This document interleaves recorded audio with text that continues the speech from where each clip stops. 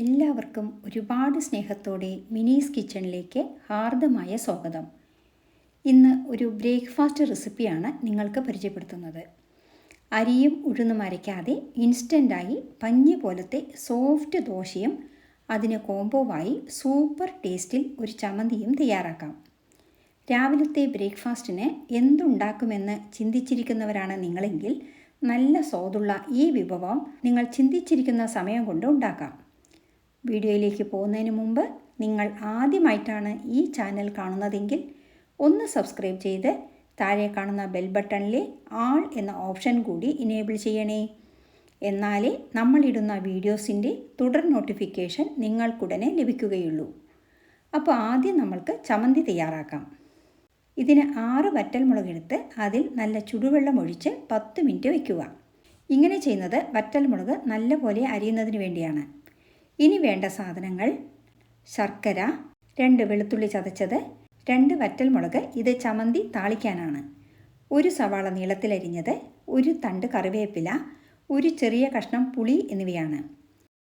ഇനി ഒരു മിക്സി ജാറിൽ കുതിർത്ത വറ്റൽമുളകും സവാളയും 1 തുണ്ട് പുളിയും 1/2 സ്പൂൺ ശർക്കരയും 1 സ്പൂൺ ഉപ്പും കുറച്ച് കറിവേപ്പിലയും വറ്റൽമുളക് കുതിർത്ത വെള്ളവും ഒഴിച്ച് നൈസായി അരയ്ക്കുക. ഇനി ഈ ചമ്മന്തി താളിക്കാം. ഇതിന് ഗ്യാസ് കത്തിച്ച് ഒരു പാൻ വയ്ക്കുക. പാനിൽ 1 സ്പൂൺ എണ്ണയൊഴിച്ച് ചൂടാവുമ്പോൾ 1/2 സ്പൂൺ കടുകും 1/2 സ്പൂൺ ഉഴുന്നുപരിപ്പും 1/2 സ്പൂൺ ജീരകവും ഇട്ട് കൊടുക്കുക. കടുകും ജീരകവും പൊട്ടി ഉഴുന്നുപരിപ്പ് മൂത്ത് മണം വരുമ്പോൾ നമ്മൾ ചതച്ച് വെച്ച വെളുത്തുള്ളി ചേർക്കുക. കൂടെ 2 വറ്റൽമുളക് പൊട്ടിച്ചതും 1 തണ്ട് കറിവേപ്പിലയും ചേർക്കുക. വെളുത്തുള്ളി കളർ മാറി മൂത്ത് നല്ല മണം വരുമ്പോൾ അരച്ചു വെച്ച ചമ്മന്തി ചേർക്കുക. മിക്സിയിൽ 1/4 കപ്പ് വെള്ളം ഒഴിച്ച് അലസി അതുകൂടി ചേർത്ത് തിളപ്പിക്കുക. ചമ്മന്തി തിക്കാവുമ്പോൾ ഗ്യാസ് ഓഫ് ചെയ്യുക. അങ്ങനെ നമ്മുടെ വളരെ സ്വാദിഷ്ടമായ സ്പെഷ്യൽ ചമ്മന്തി തയ്യാറായി. ഇനി അടുത്തതായി ദോശ തയ്യാറാക്കാം. ഇതിനു വേണ്ടത് 1 കപ്പ് റവയും 1/2 കപ്പ് അവിലുമാണ്.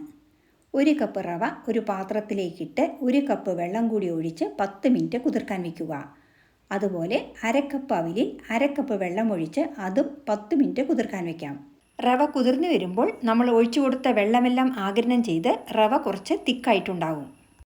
വെള്ളം ചേർക്കാതെയാണ് നമ്മളിത് അരയ്ക്കേണ്ടത്. ഇപ്പോൾ നമ്മുടെ അവിലും റവയും നല്ലപോലെ കുതിർന്നു വന്നിട്ടുണ്ട്. ഇനി റവയും അവിലും മിക്സി ജാറിലേക്കിട്ട് 1/4 കപ്പ് തൈരും ചേർത്ത് നൈസായി അരയ്ക്കുക. അവിൽ കുതിർക്കാൻ വെച്ച വെള്ളം കളഞ്ഞാണ് മിക്സിയിലേക്ക് ഇടേണ്ടത്. അരച്ച മാവ് ഒരു പാത്രത്തിലേക്ക് മാറ്റാം. ഇനി ഇതിലേക്ക് 1 സ്പൂൺ ഉപ്പും 1/4 സ്പൂൺ സോഡാപ്പൊടിയും അതിൻ്റെ മേലെ 1 സ്പൂൺ വെള്ളവും ഒഴിച്ച് നല്ലപോലെ കലക്കിയെടുക്കുക. ഇത് പുളിപ്പിക്കാനൊന്നും വെക്കേണ്ട, അരച്ച ഉടനെ തന്നെ ദോശ ചുട്ടെടുക്കാം. ദോശ ചുടുന്നതിന് ഗ്യാസ് കത്തിച്ച് ഒരു ദോശക്കല്ല് വയ്ക്കുക. കല്ല് ചൂടാകുമ്പോൾ നെയ്യോ എണ്ണയോ പുരട്ടി കൊടുക്കുക.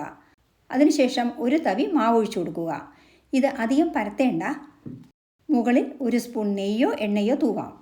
ഇത് ഓപ്ഷനിലാണ്, വേണമെങ്കിൽ ഒഴിച്ചാൽ മതി. ഇനി മൂടി വെച്ച് 1 മിനിറ്റ് വേവിക്കുക. അതിനുശേഷം മറിച്ചിട്ട് വീണ്ടും മൂടി വെച്ച് ആ സൈഡും 1 മിനിറ്റ് വേവിക്കുക. ഗ്യാസ് മീഡിയം ഫ്ലെയിമിൽ വെക്കാൻ മറക്കരുത്. 2 സൈഡും വെന്താൽ വാങ്ങി ഒരു പ്ലേറ്റിലേക്ക് മാറ്റാം. ഇങ്ങനെ ഓരോ ദോശയും ചുട്ടെടുക്കുക. ഇനി നിങ്ങൾക്ക് കട്ടിയിൽ ദോശ വേണ്ട എന്നുണ്ടെങ്കിൽ ഈ മാവ് ഉപയോഗിച്ച് നൈസായി പരത്തിയും ഇതേ രീതിയിൽ ദോശ ചുട്ടെടുക്കാം. കാണുമ്പോൾ തന്നെ അറിയാമല്ലോ എത്ര സോഫ്റ്റാണ് ഈ ദോശയെന്ന്. ഇനി ഇത് സ്പൈസി സ്പെഷ്യൽ ചമ്മന്തിയുടെയും തേങ്ങാ ചട്നിയുടെയും കൂടെ സെർവ് ചെയ്യാം. ഈ ദോശ ബ്രേക്ക്ഫാസ്റ്റിനും ഡിന്നറിനും ലഞ്ച് ബോക്സിൽ കൊടുത്തയക്കാനും വളരെ നല്ലതാണ്. പഞ്ഞി പോലത്തെ ഈ സിമ്പിൾ ഇൻസ്റ്റൻറ്റ് ദോശ റെസിപ്പി എല്ലാവർക്കും ഇഷ്ടമായില്ലേ? ഇഷ്ടമായാൽ ലൈക്ക് ചെയ്യാനും ഷെയർ ചെയ്യാനും മറക്കരുതേ. കൂടാതെ നിങ്ങളുടെ വിലയേറിയ അഭിപ്രായങ്ങൾ താഴെ കമൻറ്റ് ബോക്സിൽ രേഖപ്പെടുത്തുമല്ലോ. വീണ്ടും മറ്റൊരു നല്ല വിഭവവുമായി കാണാം. Thank you for watching and supporting.